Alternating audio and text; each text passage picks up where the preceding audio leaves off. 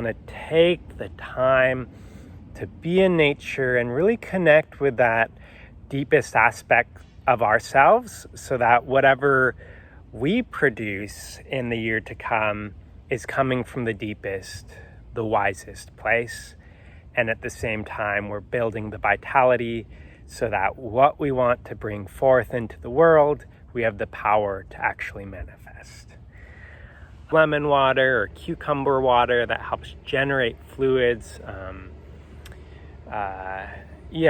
Those specifically the sour flavor, we say it generates fluids. The bitter flavor, we say it clears heat. The fall tends to be dry.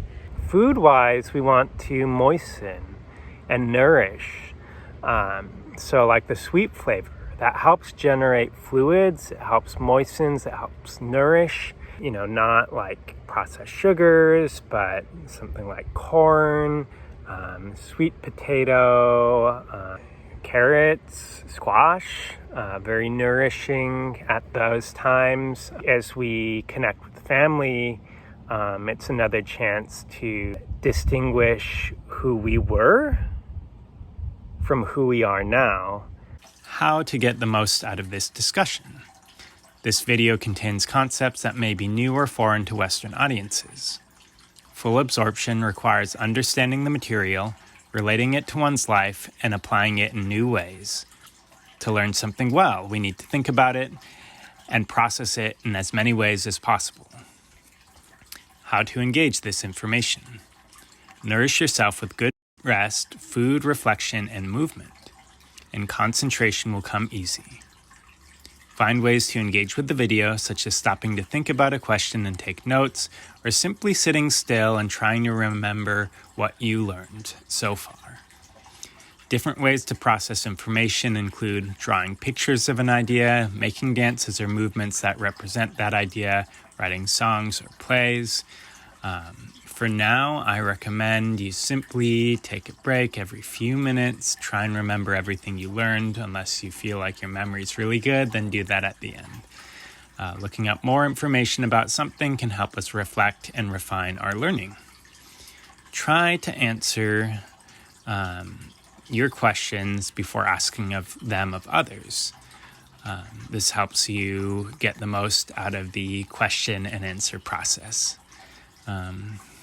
But also, don't be afraid to ask your own questions when the time is ripe. Take breaks as needed, rewatch sections that don't make sense, and finally, take time after the video as suggested for integration. This may involve going on a nature walk, allowing yourself to remember as much of the video as possible, reviewing any notes you took, or reflecting on some of the questions we asked during the video. You can come back later and rewatch, observing how you've changed as time has passed.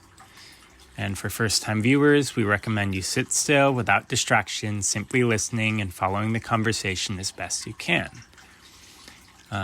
You might not get everything the first time. This is just a first pass. Although this video is 35 minutes long, we recommend setting aside at least 1 hour as it is information rich. Please enjoy the video. We'll see you on the other side. Good afternoon, morning, and evening, Auntie Pira. It's so nice to see you. I'm so excited you asked me to record this video for you on staying healthy with Chinese medicine. Chinese medicine, it's very old. It's developed over the course of thousands of years, with some of the oldest texts going back to 200 BC, although they found ones before that as well. And the primary principle of Chinese medicine is to be in harmony with nature. In harmony with nature, we each have a destiny, and it is the fulfillment of that destiny flowing through us cleanly that brings health. That's just, brings health and fulfillment. And how do we connect with nature? There are many ways, we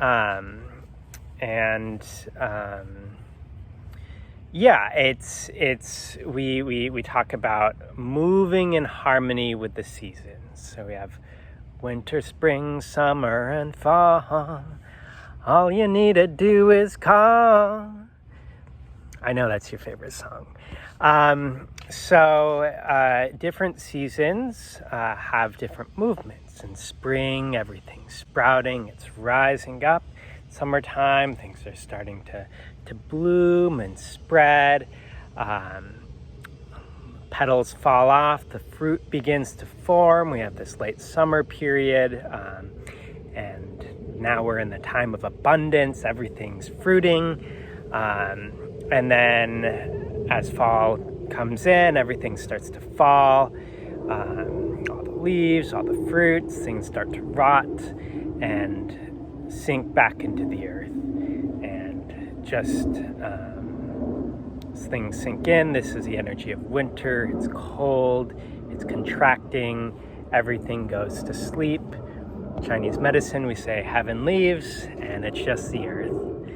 And then at winter solstice, the light comes back, the days start to get longer again, and we say the yang energy, our solar energy, that movement within the earth starts to build again, and the cycle continues. As above, so below. What's happening in the macrocosm is reflected in the microcosm.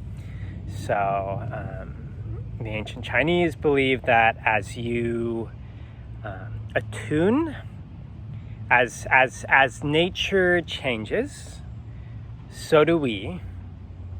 And maybe this is too far for us, but as we change, so does nature. So there's a dual dance, kind of a dynamic where we're both caretakers of the earth and growing with it, and at the same time, Mother Nature is coming in and nourishing us. And it used to be very easy to attune ourselves to the seasons because we were in it. The sun rises, sun falls, we get tired, we rise with the sun, or maybe just beforehand. We get hungry, we go out and hunt food. Later on there was farming and agriculture. But it became increasingly more difficult to be in harmony with nature. Now we have phones, we have blue lights, we've got all sorts of technology and the cities and the structure of the cities and street lights that are on, and then cars and all this noise in the background, and then all these, electromagnetic waves, and all of this is making it harder to actually tune in and to hear ourselves.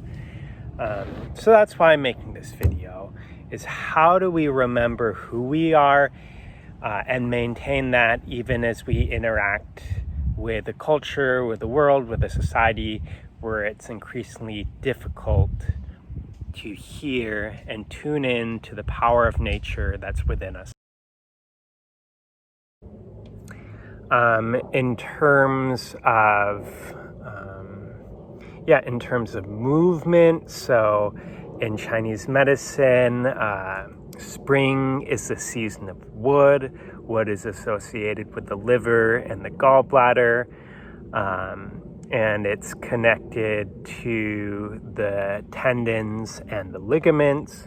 So we really want to stretch and move, start to enjoy nature, be in the woods, start to go on these long walks. Again, we want to take the time to be in nature and really connect with that deepest aspect of ourselves, so that whatever we produce in the year to come is coming from the deepest, the wisest place.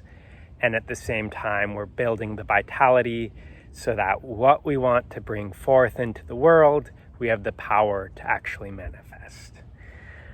how we should eat in the springtime. Again, we want to eat with the seasons, so the food that's freshest has the most qi, but also from a Western perspective, has the most nutrients. The longer it's been out of the ground, the more it starts to degrade, the less nutrients it has. There's also a vital force we call qi that degrades over time with freezing or other modes of preparation. So we want it as fresh as possible. We want it as local as possible. Again, that's just ensuring that it's really connected to where you're at. But, in this day and age, we get all sorts of things from everywhere. So, I think just making sure it's fresh. If you can do organic, again, that's just better for the earth. It's better for you. There are more nutrients there. And if you're curious about the side effects of pesticides, you can just look that up. Little bit's okay, little bit's okay here and there. I lived in China. We didn't have access to organic stuff then, and I just had to use special salt that helped kind of clear toxins out of the body. So we're adaptable. We can do it. We got this. No need to freak out if we can't get our organic food, because that's as unhealthy as a bunch of pesticides. That kind of stress about the food is like creating a toxin inside of us. So we don't want that either. Okay, so springtime, seasonal recommendations as far as the diet. Again, we want to eat enough spicy food to help us continue to move. In wintertime, we tend to accumulate a lot of stuff. Stuff just kind of builds up. And when that energy from the earth starts to rise in us, we want to help support that. Add in some spices, maybe a little bit of pepper, cayenne, thyme, shallot, or green onion especially. That's going to help us, you think that plant, want to help it rise up and out.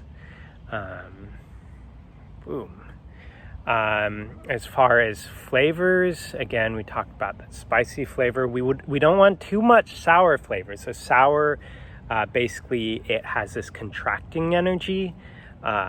So that's going to work against the natural momentum of the season. We want a little bit more spicy, not too spicy. Too spicy and you can't think clearly, and you just, we say it disperses your qi. But just enough to keep things moving. Garlic can be good, onion can be good, but I really gonna emphasize those green onions, because they just have that aspect. I think those are the main things I can recommend diet-wise. Say in summertime, everything is starting to open and blossom. Again, this is a great time to open our hearts, to go out and connect with people. In the diet, again, energy is flowing outwards, so we want to make sure that we can help bring energy in as well. So we're not just floating outwards and there's nothing left inside. The Chinese, in summer, it might seem counterintuitive, but they recommend drinking like warming teas, like cinnamon tea. Cinnamon, they say it brings the fire inwards. And that also, again, that's just, you're gathering, so you're not sweating everything out. You're gathering the energy inwards. Bitter foods can help do that. And also we want to include a lot of moistening foods like watermelon when it's ripe, or we can have lemon water or cucumber water that helps generate fluids. Those specifically the sour flavor, we say it generates fluids. The bitter flavor, we say it clears heat. Salty flavor is also said to work with helping generate fluids. It's also very hydrating. You have those electrolytes, so they help you process the water in the body. It gives the water life. That's why we call it electrolytes, because it electrolyzes the water and gives it life. So we want to make sure we could put just like a little bit of salt in our water, a little bit of lemon water, not table salt. We want that pink Himalayan salt, Celtic sea salt. Those are the highest, most common salts, highest in mineral content. So we want those. Table salt you definitely don't want, because that's been processed so that they strip out the nutrients and they add what's called an anti-caking agent. And it's that kind of salt that's responsible for high blood pressure. That kind of sticks around, causes water retention. Whereas the more mineralized salts, so long as you're, not overdoing it, those actually help the water in your body circulate. They won't lead to high blood pressure. So that's an important distinction. What more? Summertime. I think those are the main points. We want to make sure that we're staying connected inside, even though all of nature is going out. Of course, it is still a good time to move with the season, to go out, to connect, to do some amazing things.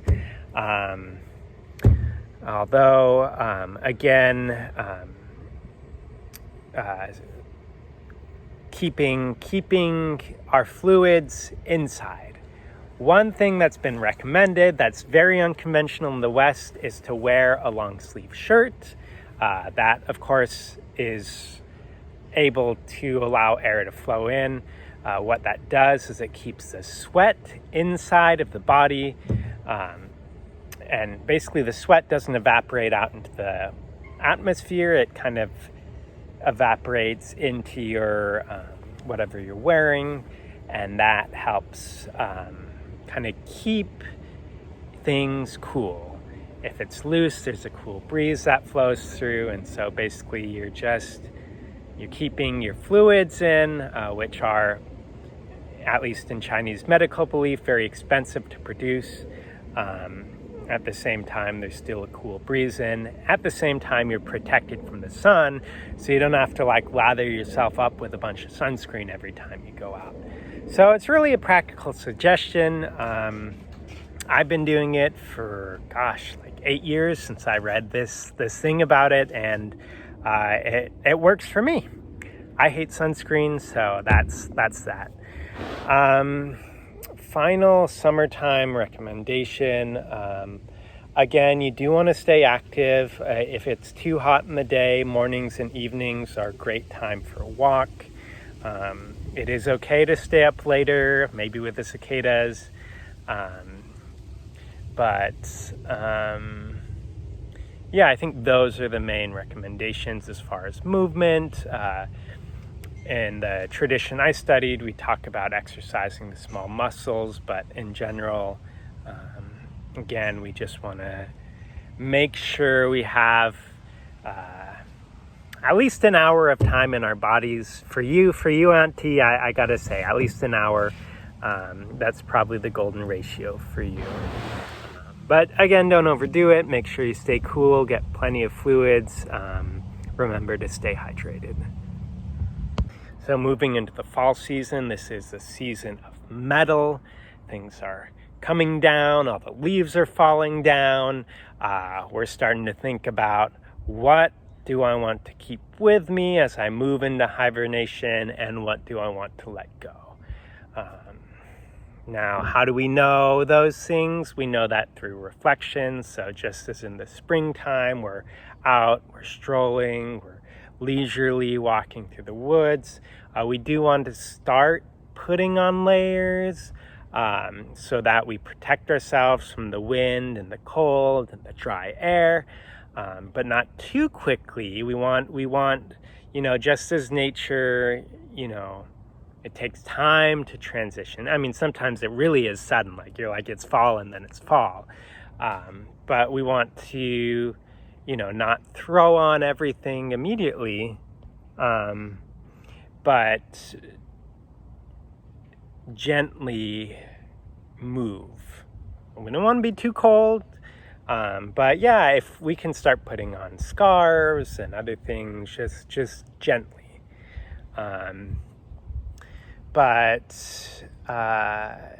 The main thing again is making sure you take the time to reflect on what you want to keep with you and what you want to let go of. And for me, a lot of that comes in this practice of going on walks through these beautiful, leafy fall-like scenes, making sure you get enough alone time to really see things clearly. Again, the nature of fall, it does help with that because things are dropping off. You can see things for what they are without kind of the fluff per se. So there's an enhanced capacity for clarity. At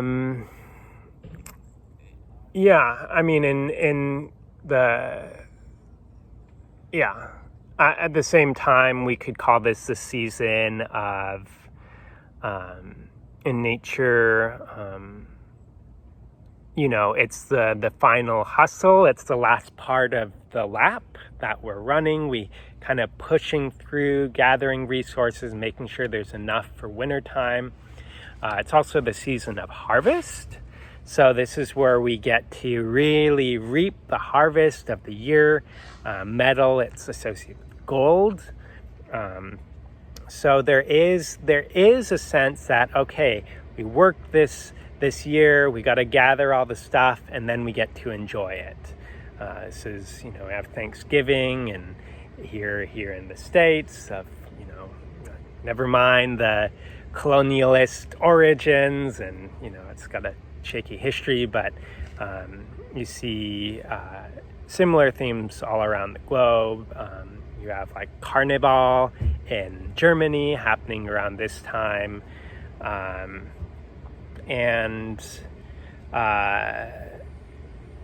so there is like let's get everything together so that then we can kind of celebrate the year and look back and especially in that winter time period, really come together and appreciate what has occurred in the year. Diet-wise, the fall tends to be dry. It can be very cold. So we really want to start to, like I said, with the clothing, we want to protect ourselves, protect our skin, just like in the summer. We want to keep that moisture in. Food-wise, we want to moisten and nourish. So like the sweet flavor, that helps generate fluids, it helps moistens, it helps nourish. Not like processed sugars, but something like corn, sweet potato, carrots, squash, very nourishing at those times. And then also, what else? Yeah, I think those are the main things. Sweet. Again, we can include more of the sour fruits here. Again, the sour has this gathering downwards energy that goes with the energy of the season. And, again, around this time, there's going to be berries, and then later on, pears, apples. Pears are especially good for moistening the lungs and clearing out phlegm. One thing I recommend, and many others do as well, is stewing your fruits with cinnamon or ginger or cardamom. I have a preference for cinnamon. It doesn't work for everyone. For you, Anti-Pura, I would recommend more of a fennel, maybe some just trying the fennel, something a little bit sweeter than cinnamon. You can put a little bit in there, but more fennel. Or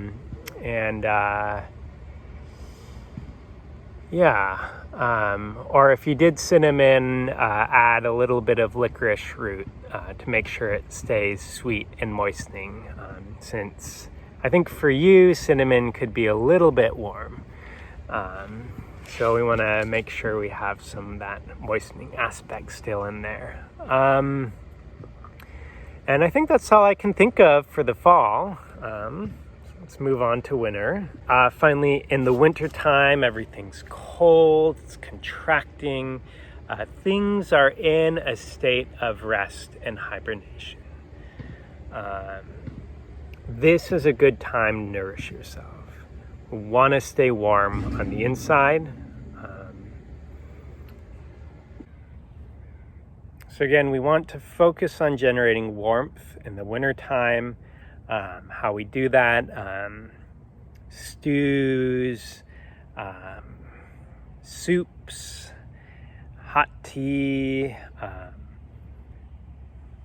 staying in warm settings, making sure we're layered up and protected from the wind and the cold. Again,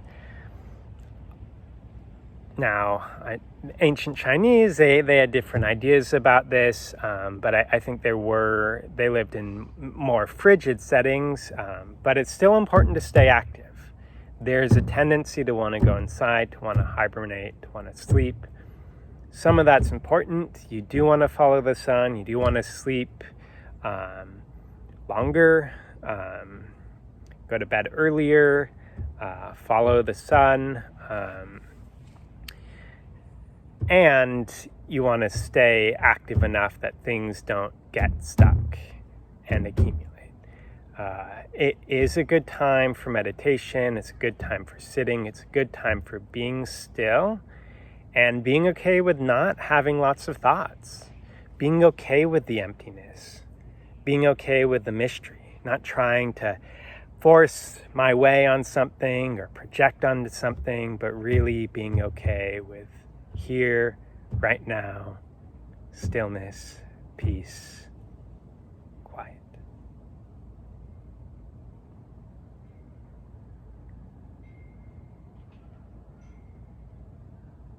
Because it's out of that empty space that new life can emerge in the spring.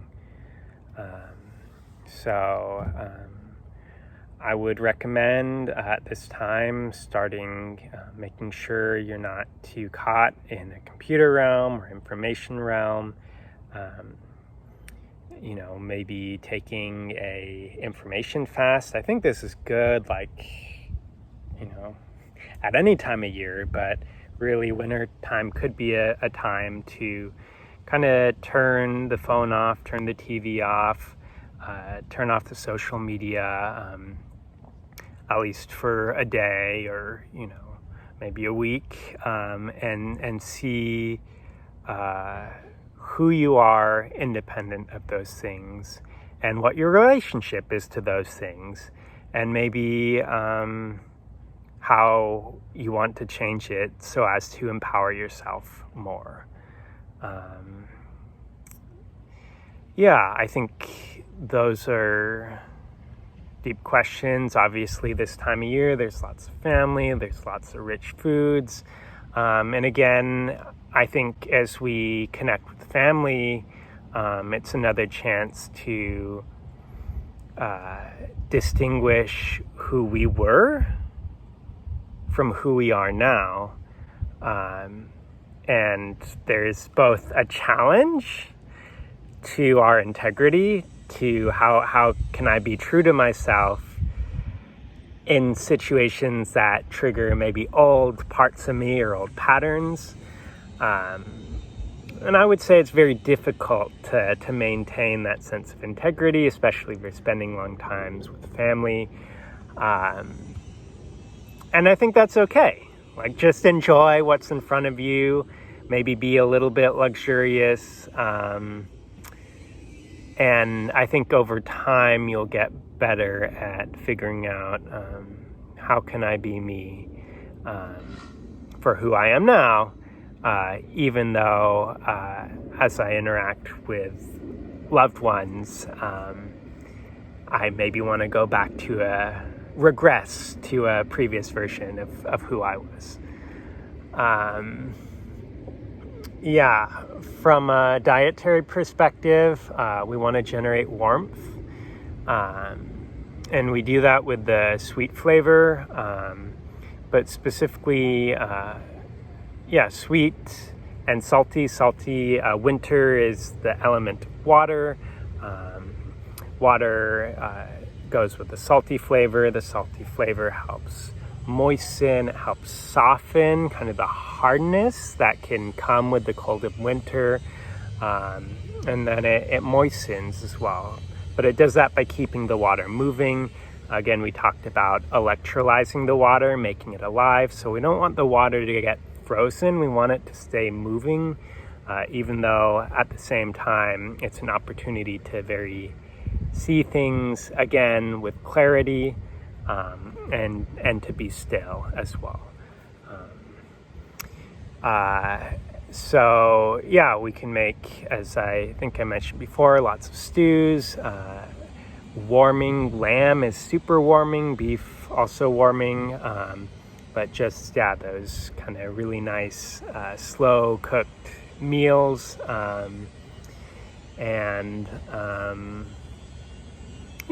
Enjoying a nice book, some relaxation,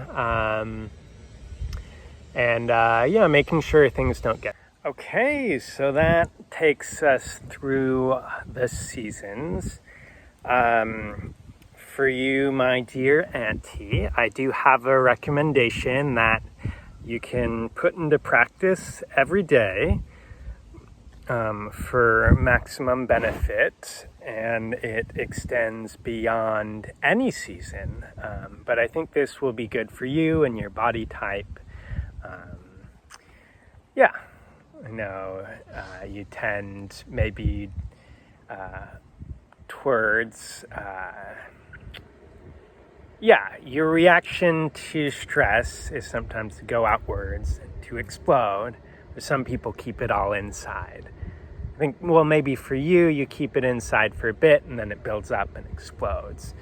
Any case, this is I think what in you we have is earth that's not as strong, and then wood that then starts to overact on the earth. You think of roots in the soil, it helps kind of break up the soil, but if there's not enough soil, the roots kind of get all gnarled, and then there's actually not enough nourishment for the roots. So the liver gets weak, liver wood gets weak, and then the spleen is not strong enough to actually support the liver. So then we, off balance, we get irritable, we might feel like we're up in the clouds and just reacting to things. And that ability to be grounded, rooted, harmonious is more difficult. So we want to support the earth, support the spleen, allow things to, just root so that our energy can be smooth. We're less having this anxious kind of heat, but the thoughts and that movement become stable and smooth. Our thoughts are light, they're clear, they're inspiring. And the best way to do that for someone like you, with your body habit, we say, one is rhythm, regularity. So we want consistency in meal times, consistency in going to sleep, sleeping times as much as possible. Again, it's not always possible, but wherever you can find rhythm, that's going to be helpful to you. From a dietary perspective, I'm going to recommend something that nourishes the spleen, but also supports the liver in its movement. This is called the basic rice congee. And basically we're going to take a very sweet rice, sweet short grain rice, arborio rice. It's warm, it's sweet, it nourishes the spleen, it's also delicious. And we're going to take a cup of that. I recommend 2 cups. Actually, you can make a big batch all at once and simmer that in about 4 times the amount of water. You can make it more watery, but I wouldn't recommend less. We're going to take that to a boil, and then we're going to let it simmer for a couple hours until the starches in the rice start to kind of expand and it's distributed through the water. And so what we end up having is this thing that's very easily digestible, super nourishing and super delicious.